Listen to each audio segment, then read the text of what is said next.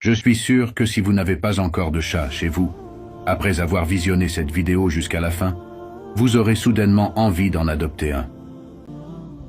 À l'époque des pharaons, les chats occupaient une position si élevée que blesser ou tuer l'un d'eux était un crime passible de la peine de mort. Lorsqu'une maison prenait feu, la première chose à sauver était le chat. À cette époque, on croyait que les chats étaient supérieurs aux humains. Selon Abu Bakr Wasiti, un jour où son corps était accablé de douleurs insupportables, le simple contact avec un chaton l'a miraculeusement soulagé. Vous savez, selon un hadith, celui qui voit le prophète, que la paix et les bénédictions d'Allah soient sur lui, l'a véritablement vu. Peu de temps après l'incident avec le chat, Abu Bakr rêva du prophète. La visite de Muhammad, que la paix et les bénédictions d'Allah soient sur lui, et ses paroles à Abu Bakr furent extrêmement significatives. Le prophète lui dit « Le chat te remercie. » Si vous n'avez pas encore pris connaissance de ce concept, il est grand temps que cela change. Je sais que nombreux et nombreuses n'accepteront pas les propos de cette vidéo, mais je ne suis pas là pour satisfaire le monde. Ma lutte n'a de raison d'être et pour but que la recherche de l'agrément de mon Créateur et le vôtre. L'auteur de cette vidéo travaille pour les diables et je vais vous exposer pourquoi et comment. Remontons premièrement à l'Égypte ancienne, où les chats étaient des créatures mises à l'honneur d'après ce monsieur parce que les Égyptiens avaient compris des mystères incroyables sur les chats dont attesteraient les traditions dites musulmanes, entre guillemets.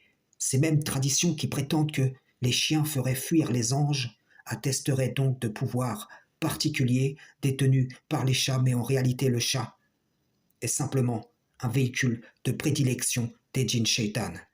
Quand les Égyptiens honoraient ces animaux, en réalité, ils honoraient les véhicules des djinns tutélaires, comme on enterrerait un roi avec son char et quiconque toucherait au char du roi risquerait, vous m'avez compris, il aurait commis un sacrilège. Comme le serpent fut la porte d'entrée pour le diable dans le jardin, dont il a été banni en faisant devenir le chat, qui comme le chien n'a rien à faire à l'intérieur des maisons, un animal de compagnie, le tout appuyé par des attestations historiques et traditionnelles, les diables s'assurent une porte d'entrée chez tous ceux qui croient en leurs mensonges.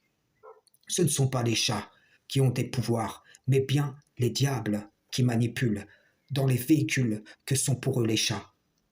Voilà pourquoi la médecine occidentale qui nie l'invisible ne peut qu'attribuer cela à l'animal, faisant de celui-ci quelque chose qui serait profitable en chaque maison. Ce que les diables font à travers le faux Saint-Esprit chrétien, ils le font à travers les chats. Et cela nous ramène à la manipulation via cette tradition où l'homme aurait dit qu'un contact avec un chaton l'aurait entièrement guéri. Et comme les diables frappent de douleur ou d'infirmité les gens, puis les dirigent vers les pasteurs chrétiens afin d'obtenir guérison dans le but d'en faire un moyen de convertir au christianisme et entretenir le mensonge de la présence du Saint-Esprit parmi eux, dans le même esprit, ils vont au contact du chaton cesser ce qui causait les douleurs de cet homme afin de se servir de son témoignage pour atteindre le but qui est la croyance en des pouvoirs détenus par les chats, sacralisant via les traditions humaines leurs véhicules. Et ici, ils croisent cette sacralisation avec le mensonge qui dit que celui qui voit le prophète en rêve l'a vraiment vu. De sorte que, lorsque le hadith raconte que le prophète est venu dans le rêve remercier Abu Bakr de la part du chat, c'est en réalité le même diable qui prend l'apparence du prophète dans une vision afin d'appuyer l'idée dans la tradition que le chat devrait avoir une place particulière dans les maisons des traditionalistes. Bien sûr, ceci n'est pas une règle. On ne peut faire ici des généralités. Mais je le dis, la majorité des possédés que j'ai vus dans ma vie, sur mon chemin, avaient un ou des chats, passant de l'homme à l'animal et vice-versa, comme la Légion dans l'Évangile passa de l'homme au troupeau de pourceaux. Frères et sœurs en islam, salam, shalom. Look, this cat refuses to walk over the Quran. Wallah, this will amaze you. Oh my God, look, it doesn't walk over the Quran, but it walks over the book, subhanallah. This shows the power and beauty of Allah's creation. Please share this and spread awareness, subhanallah. Wow.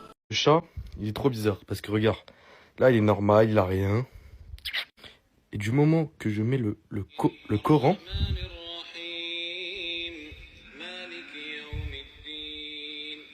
il réagit trop bizarrement. C'est grand.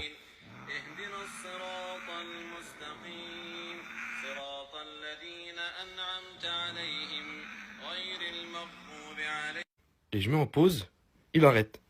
Il arrête. Eh oh. Il arrête, il est bizarre, tu vois. Et pour te montrer que c'est vrai, regarde, je remets. Direct, hein. Il reprend. Et si j'arrête la musique, il arrête. Et si je mets une musique, n'importe laquelle, voilà, n'importe laquelle,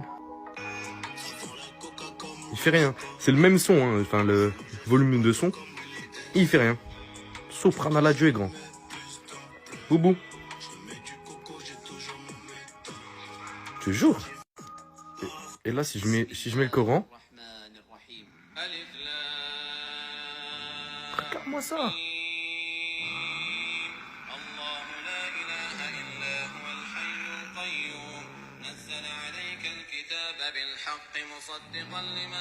C'est un truc de fou.